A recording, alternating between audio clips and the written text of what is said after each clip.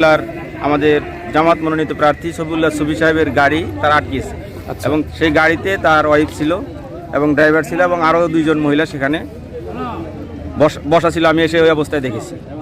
তো এই গাড়িটা আটকানোর পরও এলাকার আমাদের বাংলাদেশ জামাত ইসলামের যারা সুধী সমর্থক তারা এই গাড়িটাকে উদ্ধার করার জন্য যখন এখানে আসার পরে তাদের উপরে তারা মারপিট করে, লাঠিসোঁটা বের করে। তার মধ্যে লিড দিয়েছে এই 10 নং চেংটি ইউনিয়ন হাজরাডাঙ্গার বিএনপির সেক্রেটারি রবিউল ইসলাম রবি, এর সাথে শাহিন, সুজন এবং আরও অনেকেই তারা ছিল।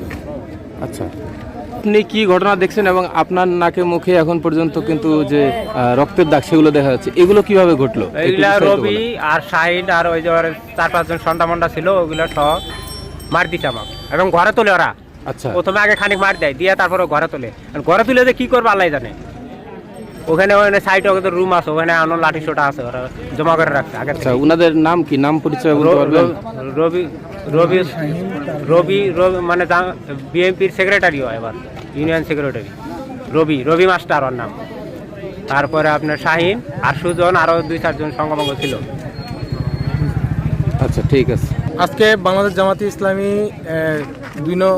পঞ্চগড় 2 আসনের নমিনির ওয়াইফ এখানে আমাদের চিংটি হাজারাঙ্গায় ওনার বান্ধবীর বাসায় দাওয়াত খেতে এসেছিল।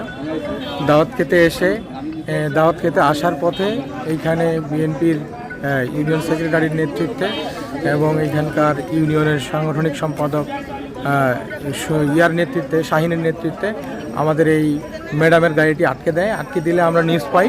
আমরা খবর পেয়ে আমাদের লোকজন এখানে আসে দেখি আমাদের ম্যাডামের সাথে ওরা হেনস্থা করছে, ম্যাডামের সাথে বিভিন্ন ধরনের কথাবার্তা বলছে এবং গাড়ি থেকে গাড়ির চাবি নেওয়ার চেষ্টা করছিল এবং মোটামুটিভাবে ধাক্কাধাক্কিও এক প্রকারের করেছে। পরবর্তীতে আমাদের এইখানকার লোকাল যারা নেতাকর্মী ছিল ওরা আসার পরে ওরা লাঠি সোটা নিয়ে আগেই যে প্রিপারেশন নেওয়া ছিল এটা আমরা বুঝতে পারি নাই। তার পরিপ্রেক্ষিতে আমাদের উপর লাঠি সোটা দিয়ে যেভাবে হামলা শুরু হয়, সেই হামলায় আমাকে সহ ফরিদ ভাই এবং আমাদের ইউনিয়ন সভাপতিকে ওরা মারধর করছে এবং ওদের যে অফিস, সেই অফিস রুমে বা এই দোকান ঘরগুলোতে সার্চ দিলে এখন অস্ত্র পাওয়া যাবে। এই অস্ত্রগুলো এই দোকান ঘরগুলোতে আছে। পাশাপাশি এখানে যে শাহিন ছিল, শাহিনের ব্যাগে রড নিয়ে আসছিল, উনি একটা রড দিয়ে সবাইকে পেটাইছে। এখানকার লোকাল জনগণ দেখেছে। আমরা বাংলাদেশ জামাত ইসলামের পক্ষ থেকে এই নির্বাচনী এইরকম পরিবেশে আসলে এখন এ পর্যন্ত নির্বাচনের কোনো পরিবেশ পরিস্থিতি আছে কি না এটা আমি প্রশাসনের দৃষ্টি আকর্ষণ করছি।